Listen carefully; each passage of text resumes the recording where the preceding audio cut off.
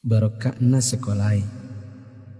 Ada yang bertanya sama saya ketika saya berbicara di suatu majelis. Mengapa sekarang ini sepertinya sekolah kehilangan kesaktian untuk membentuk hati anak-anak kita? Ini pertanyaan dan bukan pernyataan saya. Saya hanya mampu menjawab begini. Dulu orang tidak sekolah setinggi sekarang ini. Bahkan di kampung tak ada yang hebat berteori pendidikan sedahsyat hari ini.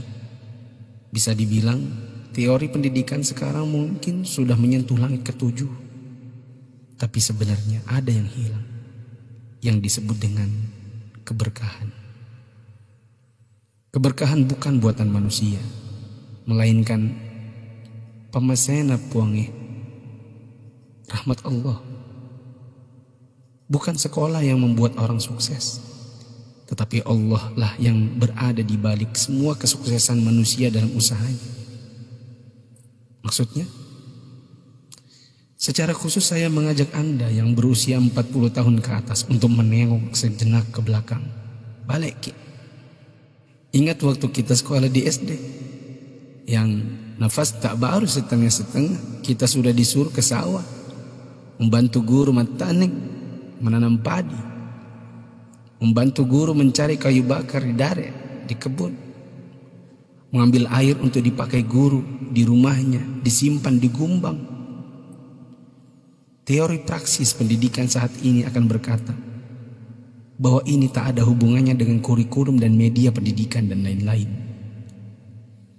Kita disuruh mengerjakan pekerjaan oleh guru yang seakan tiada hubungannya dengan akademik.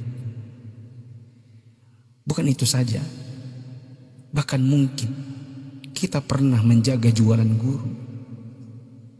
Tak hanya itu, kita kalau dipukul oleh guru hingga setengah hidup, atau masengo, mimisan, akibat pukulan mister kayu guru dan jangka pelingkar yang ujungnya runcing. Disinilah intinya. Atas itu semua, pernahkah orang tua kita protes? Pernahkah orang tua kita mengeluh dengan tugas-tugas tadi?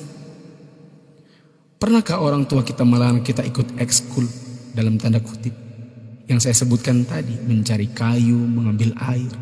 Sama sekali no. Orang tua kita tak pernah mempersoalkan. Inilah mata air yang mengalirkan keberkahan. Atas kesabaran orang tua terhadap dunia persekolahan, Allah pun turun dengan tangannya. Dia membalas kebaikan hati orang tua atas penghormatan terhadap guru dan eksistensi sekolah yang bahkan mungkin dengan segala kelemahan.